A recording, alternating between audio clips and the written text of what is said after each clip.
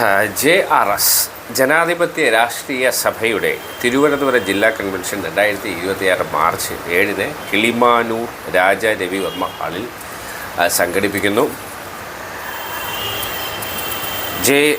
ജനാധിപത്യ രാഷ്ട്രീയ സഭയുടെ വാർത്താ സമ്മേളനത്തിലേക്ക് പ്രേക്ഷകർക്ക് സ്വാഗതം. ജനാധിപത്യ രാഷ്ട്രീയ സഭ നിങ്ങൾക്കറിയാം, ഡോക്ടർ BR അംബേദ്കറേയും മഹാത്മാ അയ്യൻകാളിയുടെയും ഒക്കെ ആശയധാരയിൽ പ്രവർത്തിക്കുന്ന ഒരു രാഷ്ട്രീയ പ്രസ്ഥാനമാണ്. അതുപോലെ തന്നെ അത് NDAയുടെ 2016 മുതൽ NDAയുടെ ഘടകകക്ഷിയാണ്. ഒരു പ്രത്യേക സാഹചര്യത്തിലാണ് ഇത്തരം ഒരു പത്രസമ്മേളനം നടത്തുന്നത്. പത്രസമ്മേളനത്തിൻ്റെ ഞാനൊന്ന് പരിചയപ്പെടുത്താം. പത്രസമ്മേളനം നടത്തുന്നത് JRSൻ്റെ ജനാധിപത്യ രാഷ്ട്രീയ സഭയുടെ പ്രസിഡന്റ് ശ്രീ EP കുമാരദാസ്, ഞാൻ ജനറൽ സെക്രട്ടറിയാണ് അഡ്വക്കേറ്റ് സുനിൽ C കുട്ടപ്പൻ. പത്രസമ്മേളനത്തെ വിശദീകരിക്കാനായിട്ട് പ്രസിഡന്റിനെ ക്ഷണിക്കും.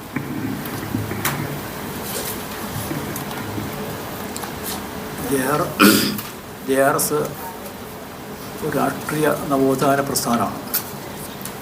കേരളത്തിലെ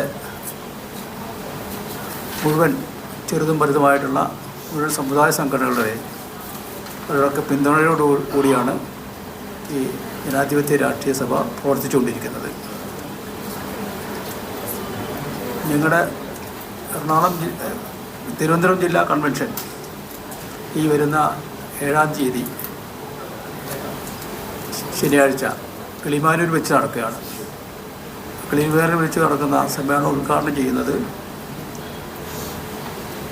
ലേബർ ആൻഡ് എംപ്ലോയ്മെൻറ്റ് വകുപ്പ് കേന്ദ്രമന്ത്രി ശോഭ കരുന്തലജയാണ്. അതിന് മുഖ്യാതിഥിയായിട്ട് BJPയുടെ NDAയുടെ ചെയർമാൻ രാജീവ് ചന്ദ്രശേഖർ പങ്കെടുക്കുന്നുണ്ട്. മുഖ്യ പ്രഭാഷണം നടത്തുന്നത് ദേശീയ പ്രവർത്തക സമിതി അംഗം കുമ്മനം രാജശേഖരനാണ്. അതിൽ നിങ്ങൾ പ്രധാനമായിട്ടും ഉന്നയിക്കുന്നൊരു വിഷയം തിരുവനന്തപുരം, കൊല്ലം, പത്തനംതിട്ട, കോട്ടയം ഭാഗങ്ങളിലുള്ള വേഡർ സമുദായമുണ്ട്. അവർ അച്ഛൻ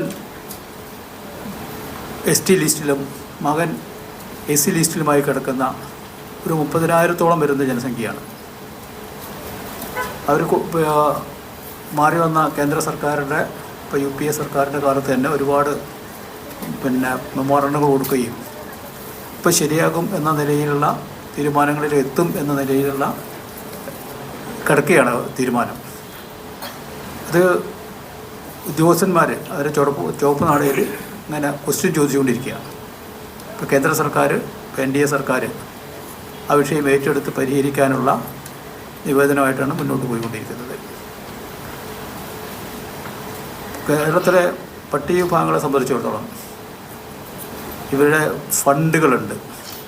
ഈ ഫണ്ടുകൾ കേരള സർക്കാർ അതിൻ്റെ ഒപ്പം അവസാനത്തെ സർക്കാരിൻ്റെ പ്രഖ്യാപനങ്ങളിലൊക്കെ തന്നെ കോടിക്കണക്കിന് രൂപ ഈ മേഖലയിൽ ചെലവഴിച്ചു എന്ന് പറയാറ്. പക്ഷേ ഈ മേഖലയിൽ ചെലവഴിക്കുന്ന കോടിക്കണക്കിന് രൂപ, ആ കോടിക്കണക്കിന് രൂപ വകമാറിപ്പോവുകയാണ് ചെയ്തത്. ആ വകമാറിപ്പോകുന്ന ഫണ്ടുകളെ അത് വേറെ നിയമങ്ങൾ വയ്ക്കുന്നതിലുപരി അതിനൊരു ഡെവലപ്മെൻറ്റ് ആക്ട് ഉണ്ടാക്കണം എന്നാണ് ഞങ്ങളുടെ ആവശ്യം. അതേപോലെ ഒരു ഡെവലപ്മെൻറ്റ് അതോറിറ്റി ഉണ്ടാവണം. ഈ ഫണ്ടുകളൊക്കെ ചിലവഴിക്കുമ്പോൾ അതിൽ ഇടപെടാനും അതിൻ്റെ നിർദ്ദേശങ്ങൾ കൊടുക്കാനും ഒന്നും തന്നെ ഈ വിഭാഗങ്ങൾക്ക് കഴിയുന്നില്ല. അതുകൊണ്ട് തന്നെ ഒരു വികസന അതോറിറ്റി ഉണ്ടാക്കുമ്പോൾ, ഈ ആക്ടിൻ്റെ കീഴിൽ അതിൻ്റെ അതോറിറ്റികൾ ഉണ്ടാക്കുമ്പോൾ ഇവിടുത്തെ സാമുദായിക പ്രാതിനിധ്യം അതിൽ ഉറപ്പുവരുത്തണം. അതിൻ്റെ നിർദ്ദേശങ്ങളൊക്കെ വയ്ക്കാൻ അതിന് കഴിയണം എന്നുള്ളതാണ് നമുക്ക് പറയാനുള്ളത്. അതേപോലെ ഞങ്ങളൊരു കാര്യം കൂടെ, ഈ 1950 ഭരണഘടന ഉണ്ടാകുന്നത്. ആ ഭരണഘടനയിൽ തന്നെ ഈ പൊതുസമൂഹവും പട്ടികവിഭാഗങ്ങളും തമ്മിൽ അന്തരം നിലനിൽക്കുന്നത്, അസന്തുലിതം ഉണ്ടായിരുന്നു. ആ അസന്തുലിതം ഉണ്ടാവാൻ ഇന്ത്യൻ ഭരണഘടനയിൽ പറയുന്ന ഒരൊറ്റ ജനത, ഒറ്റ രാജ്യം, എല്ലാ സഹോദരന്മാരും എല്ലാ ഇന്ത്യക്കാരും സഹോദരന്മാരായി കഴിയുന്ന ഒരു കാലഘട്ടം, അതാണ് വിഭാവനം ചെയ്യുന്നത്. അതിൻ്റെ ഭാഗമായിട്ടാണ് ഈ സംവരണം ഉണ്ടാകുന്നത്. സംവരണം എന്നുള്ളത് ഏതെങ്കിലും